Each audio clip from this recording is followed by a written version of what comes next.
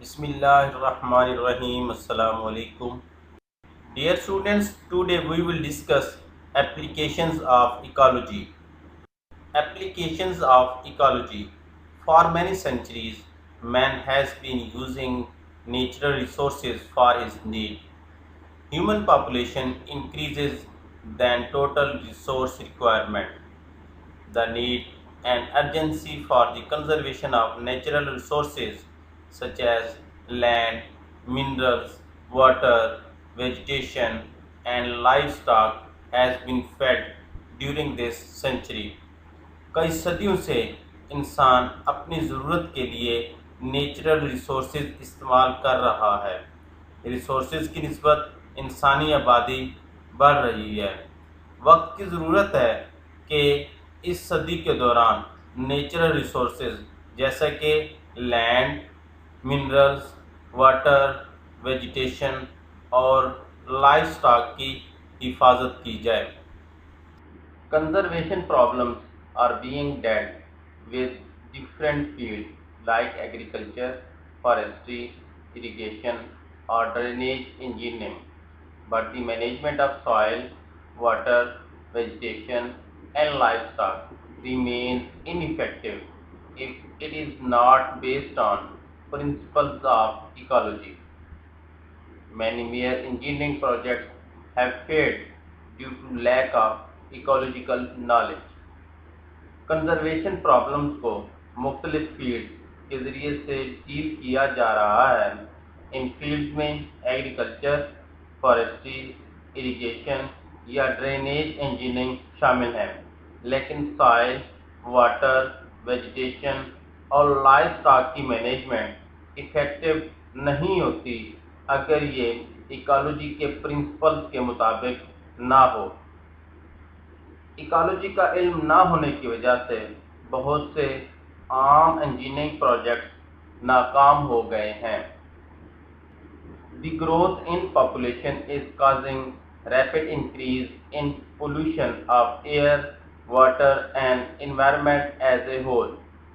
The control of population also needs application of principles of population ecology. Technology alone cannot solve these population and pollution problems. बढ़ती हुई आबादी माहौल में pollution का बायस बन रही है, जैसा कि air pollution, water pollution, soil pollution वगैरह। पॉपुलेशन इकोलॉजी के प्रिंसिपल से आबादी को कंट्रोल किया जा सकता है। अकेले टेक्नोलॉजी पॉपुलेशन और पोल्यूशन जैसे मसाइल को हल नहीं कर सकती। The applied ecology in future will be based partially on natural sciences and partially on social sciences. For successful management of environment, the ecological principles are to be introduced in economics, law, politics, sociology, and other fields of humanities. Special education in applied ecology is essentially required these days for the betterment of humanity. Future में applied ecology natural resources और social sciences पर partially base करेगी, यानी कि partially base करेगी natural resources पर और partially base करेगी सोशल साइंसेस पर। माहौल की कामयाब मैनेजमेंट के लिए इकोलॉजिकल प्रिंसिपल्स को इकोनॉमिक्स, लॉ, पॉलिटिक्स, सोशियोलॉजी और ह्यूमैनिटीज़ के दूसरे फील्ड में इंट्रोड्यूस किया जा रहा है। इन दिनों इंसानियत की बेहतरी के लिए स्पेशल एजुकेशन में अप्लाइड इकोलॉजी बहुत ज़रूरी है।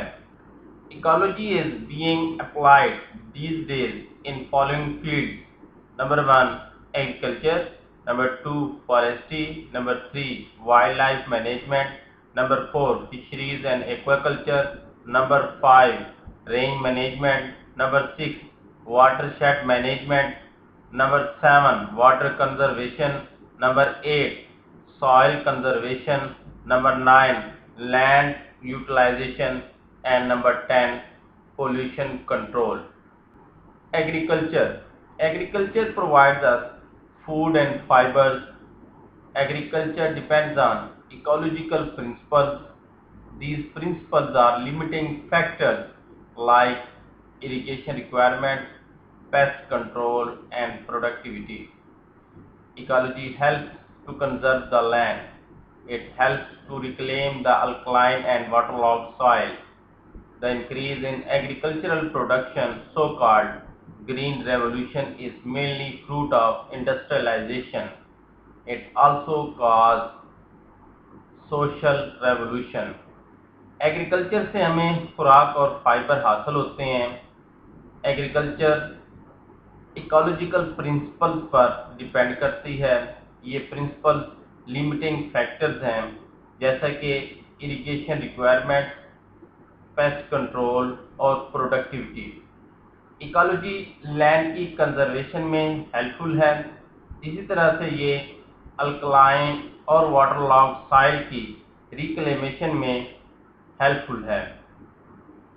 एग्रीकल्चरल प्रोडक्शन में इंक्रीज यानी ग्रीन रेवोल्यूशन इंडस्ट्रियलाइजेशन की वजह से है। इसकी वजह से सोशल रेवोल्यूशन भी आया है कि छोटे फार्मर्स के पास अच्छी पैदावार के लिए अच्छे ज़राई आलात नहीं हैं, जिसकी वजह से छोटे फार्मर्स या फार्म वर्कर्स काश्तकारी करने के बजाय शहरों का रुख करते हैं, जहां उन्हें ज़रिया माश भी कम मिलता है। इसने अमीर और गरीब के दरमियान गैप भी प्रोड्यूस किया है। Forestry. The study of forest is called forestry. The developing countries like Pakistan are facing problems of population explosion. The rapid increase in population growth increases requirements of food and shelter. Therefore, man is cutting trees for agriculture and for wood, which is used in houses. If the forests are continuously cut down at the rate, there will be no leaf canopy. The leaf canopy protects the soil from driving rain. Consequently, some of soil will run away with water and reach into the stream and river. This soil will be wasted. Thus, fertility of soil will be reduced. जंगलात की study को forestry कहते हैं। तरक्की पजीर ममालिक जैसे कि पाकिस्तान में आबादी बहुत तेज़ी से फैल रही है।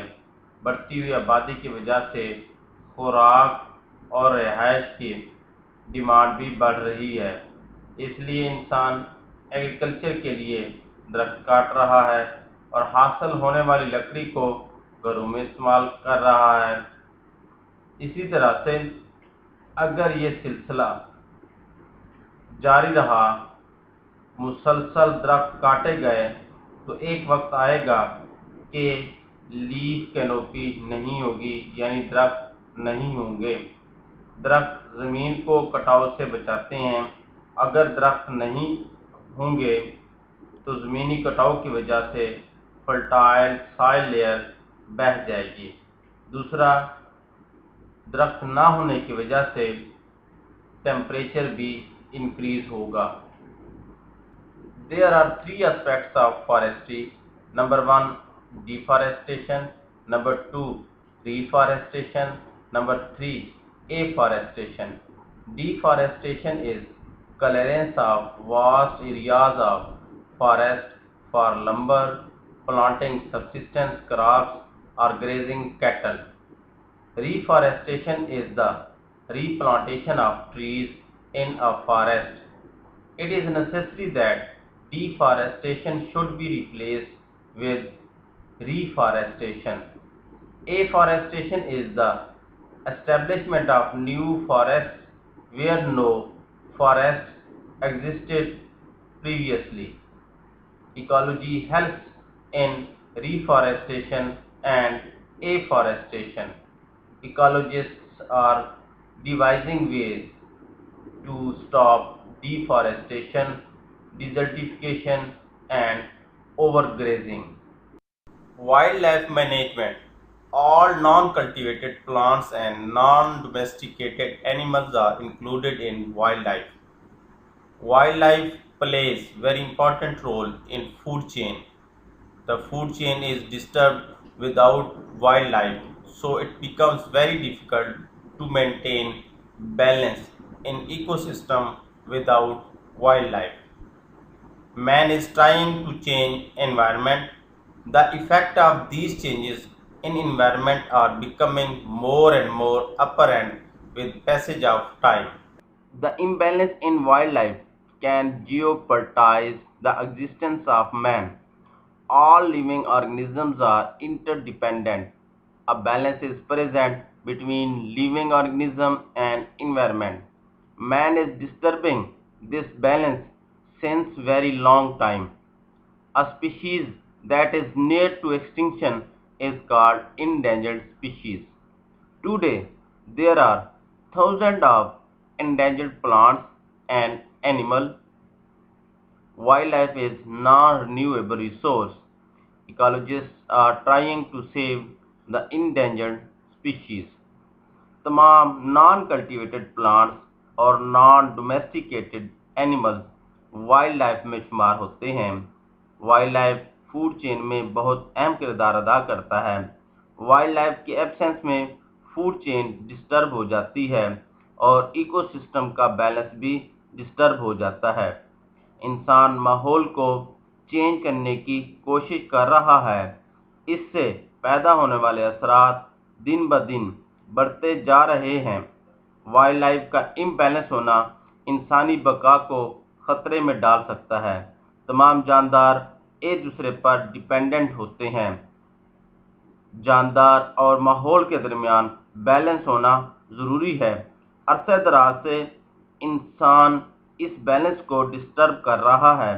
ऐसी स्पीशीज़ जो कि नापैद होने के करीब हैं उन्हें इंडेंजर्ड स्पीशीज़ कहा जाता है। आज इंडेंजर्ड प्लांट्स और इंडेंजर्ड एनिमल्स हज़ारों में हैं। Wild life non renewable resource है। इकोलॉजिस्ट इंडेंजर्ड स्पीशीज़ को सेव करने की कोशिश कर रहे हैं। Fisheries and aquaculture. The breeding and rearing of fish is called fisheries, while the culturing of aquatic animals is called aquaculture. There is almost overfishing in rivers, lakes, and seas. Therefore, population of fish is decreasing in these water bodies. Ecological principles help to maintain population of fish in rivers, lakes, and seas. The feeding habits, breeding physiology, and habitat of fish are studied. The fish are cultured in ponds. They are given suitable nutrition and other ecological factors necessary for their growth. Oxygen is a limiting factor in ponds. Therefore, oxygen is supplied artificially. Fish are hatched in special hatcheries. These steps have increased the population of fish. Fish की breeding और rearing fisheries कहलाती है, जबकि aquatic animals की culturing aquaculture कहलाती है। आजकल reverse, lakes और सीज में बहुत ज़्यादा फ़िश को पकड़ा जा रहा है, जिसकी वजह से इन वाटर बॉडीज़ में फ़िश की पॉपुलेशन कम हो रही है। इकोलॉजिकल प्रिंसिपल्स की मदद से रिवर्स, लेक्स और सीज में फ़िश पॉपुलेशन को मेंटेन किया जा सकता है। फ़िश की फीडिंग हैबिट्स, ब्रीडिंग फिजियोलॉजी और हैबिटेट को स्टडी किया गया। आजकल फ़िश को पॉन्ड्स में कल्चर किया जा रहा है। इन्हें ग्रोथ के लिए ज़रूरी और मुनासिब खुराक और माहौल दिया जाता है। चूँकि पॉन्ड्स में वाटर स्टैंडिंग कंडीशन में रहता है, इसलिए इस वाटर में ऑक्सीजन की कमी हो जाती है। इसलिए ऑक्सीजन मसनूई तौर पर दी जाती है। आमतौर पर ऑक्सीजन के लिए पॉन्ड्स के वाटर को फ्रेश वाटर से चेंज कर दिया जाता है। फिश की हैचिंग मखसूस हैचरीज में होती है। इन स्टेप से फिश की पॉपुलेशन को इंक्रीज किया गया है। रेंजलैंड management. The grassland used by the animals for grazing is called rangeland. The application of science on rangeland for producing maximum number of grazing livestock regularly is called rangeland management. Rangeland has great importance for livestock development. Unfortunately, man has changed most of rangelands into agricultural lands. Therefore, fewer rangelands left in the country. These rangelands are needed to be protected from overgrazing. Overgrazing can change a rangeland into desert. The optimum utilization of rangeland maintains the rangeland. It also provides continuous supply of milk and flesh to humans. The maintenance of rangeland is one of the applications of ecology. Ecological studies tell us how much population of grazer a rangeland can sustain. It also tells us about the impact of destruction of rangeland on ecological cycle. Grassland जिसको animals grazing purpose के लिए use करते हैं, इसे रेंजलैंड कहा जाता है। Regular grazing livestock की मैक्सिमम तादाद पैदा करने के लिए रेंजलैंड पर साइंस की एप्लीकेशन रेंजलैंड मैनेजमेंट कहलाती है। लाइवस्टॉक डेवलपमेंट के लिए रेंजलैंड की बहुत अहमियत है। बदकिस्मती से इंसान ने बहुत सी रेंजलैंड्स को एग्रीकल्चरल लैंड्स में चेंज कर दिया है, इसलिए मुल्क में चंद ही रेंजलैंड्स रह गई हैं। इन रेंजलैंड्स को ओवरग्रेजिंग से बचाकर प्रोटेक्ट करने की ज़रूरत है। ओवरग्रेजिंग रेंजलैंड्स को डेजर्ट में चेंज कर सकती हैं। ऑप्टिमम यूटिलाइजेशन रेंजलैंड को मेंटेन रखती हैं। इससे मुसलसल गोश्त और दूध हासिल होता है। रेंजलैंड की मेंटेनेंस इकोलॉजी की एप्लीकेशन है। इकोलॉजिकल स्टडीज़ ये बताती हैं कि किसी भी रेंजलैंड में ग्रेजर्स की कितनी पॉपुलेशन सस्टेन रह सकती हैं, या उसमें वो जो है रेंजलैंड कितनी ग्रेजर्स की पॉपुलेशन को सस्टेन कर सकती है। ये रेंजलैंड की तबाही से इकोलॉजिकल साइकिल पर मुरतब होने वाले असरात के बारे में भी बताती है। Watershed management, an area from which water falls in the form of rain or snow and it is collected into stream or river is called watershed management. The storage of water for irrigation and producing electricity by constructing dams and barrages is called watershed management. Dams and barrages are backbone of our agriculture. Many dams are constructed all over the world. They have a lot of ecological impacts. There is need to study all these ecological impacts before constructing a dam. Most dams are facing the problem of silting. Silting is rapidly filling the dam. It is estimated that most of the dams in Pakistan will become useless within 10 years due to silting. Ecology helps to stop silting process. Plantation of trees in watershed area can reduce silting. ऐसा area जहां पर पानी बारिश या बर्फ की सूरत में गिरता है, फिर ये पानी स्ट्रीम या रिवर्स में इकट्ठा होता है, इसे वाटरशेड कहते हैं। डैम और बैराज की तामीर से पानी को इरिगेशन और बिजली पैदा करने के लिए स्टोर करना वाटरशेड मैनेजमेंट कहलाता है। डैम्स या बैराजेस हमारी एग्रीकल्चर की बैकबोन हैं। पूरी दुनिया में बहुत से डैम्स बनाए गए। इकोलॉजिकली इनके बहुत से इम्पैक्ट्स हैं। डैम की तामीर से पहले इन इकोलॉजिकल इम्पैक्ट्स को स्टडी करना चाहिए। बहुत से डैम्स को सिल्टिंग का सामना है। सिल्टिंग से मुराद मिट्टी वगैरह से डैम का भर जाना या ब्लॉक हो जाना।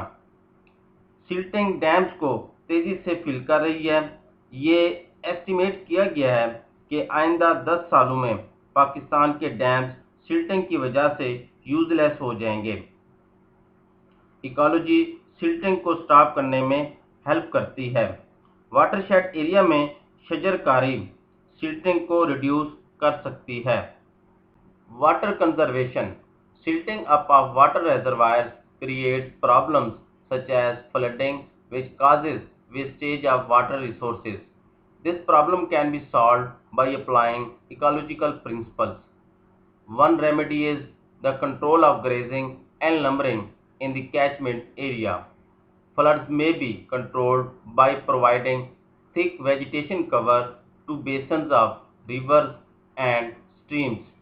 Water is preserved with the help of proper vegetation in those areas like deserts where water is scanty. The beds and banks of the stream in such areas can be provided with such vegetation which may help in making the beds and the banks firmer so that there is less seepage and wastage of water.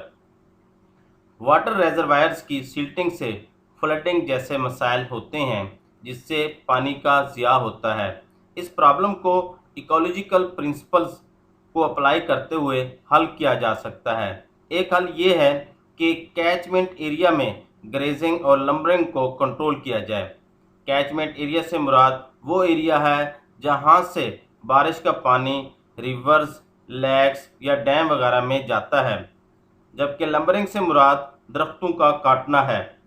Reverse और streams के किनारों पर thick vegetation से floods को control किया जा सकता है। पानी को प्रॉपर वेजिटेशन के ज़रिए से उन एरियाज़ में प्रिजर्व किया जाता है जहां पानी की कमी होती है, जैसे कि डेजर्ट्स। नदी नालों के किनारों पर ऐसे दरख्त लगाए जाएं जो कि किनारों को मजबूत बनाएं, जिससे सीपेज और पानी का ज़िया कम हो। Soil conservation. Soil provides all essential contents like water, minerals and oxygen to plants. All these contents are required in balanced state. Soil erosion, alkalinity and waterlogging have badly affected the soil. Similarly, overcropping has reduced the nutrients of the soil. Ecology provides us the solution of all these problems. Soil erosion can be controlled by planting trees and keeping thick vegetation cover. Similarly, there are certain crops which can grow in alkaline and waterlogged soil.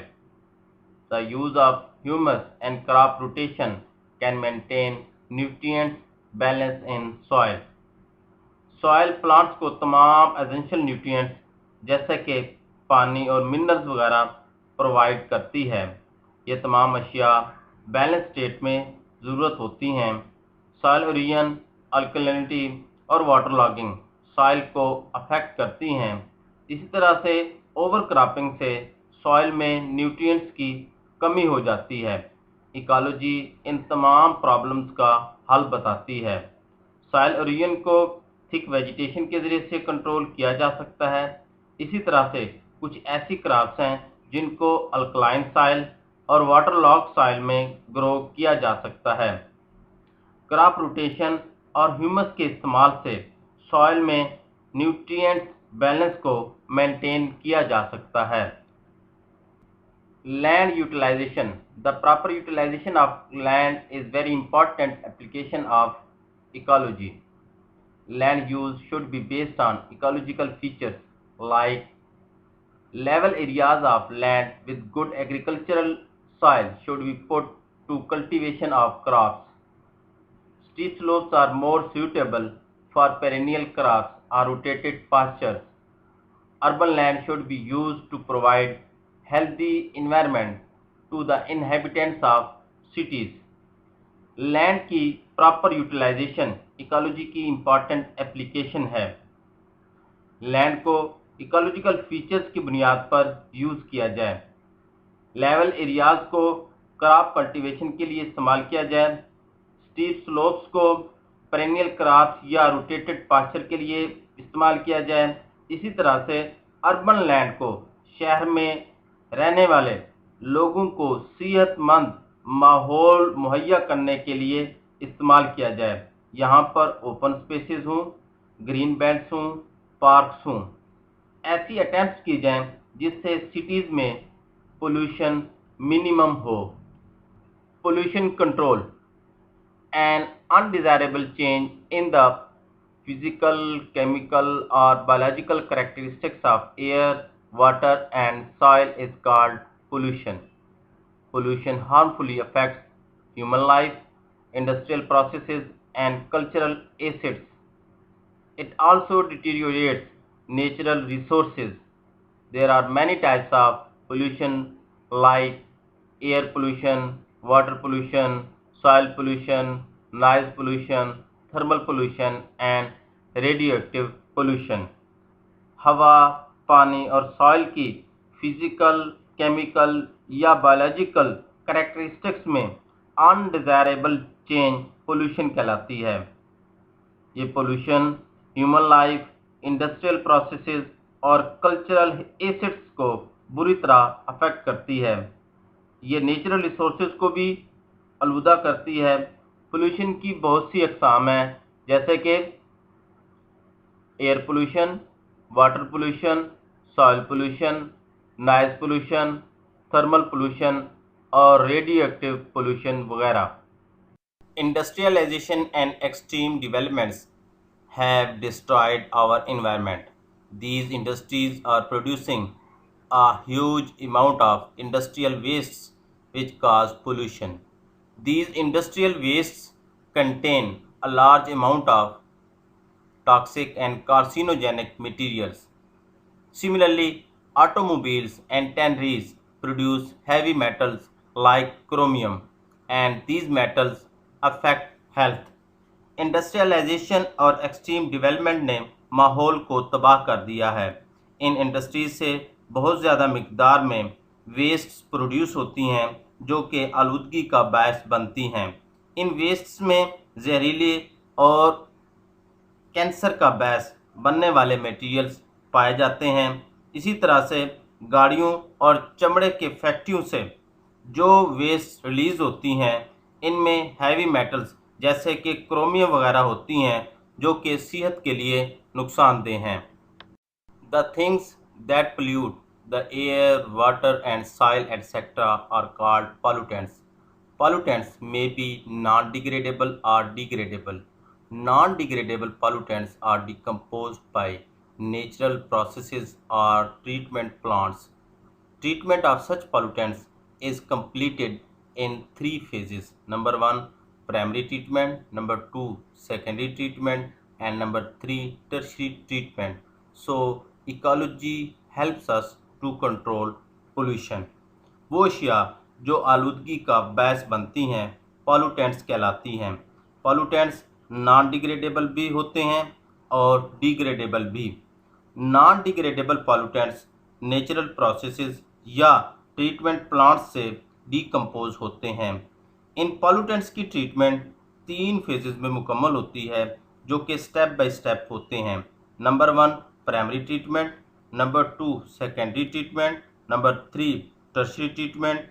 इस तरह से ecology pollution control में भी helpful है। Dear students, आज का ये lecture यहाँ ख़त्म होता है। अल्लाह हाफिज़।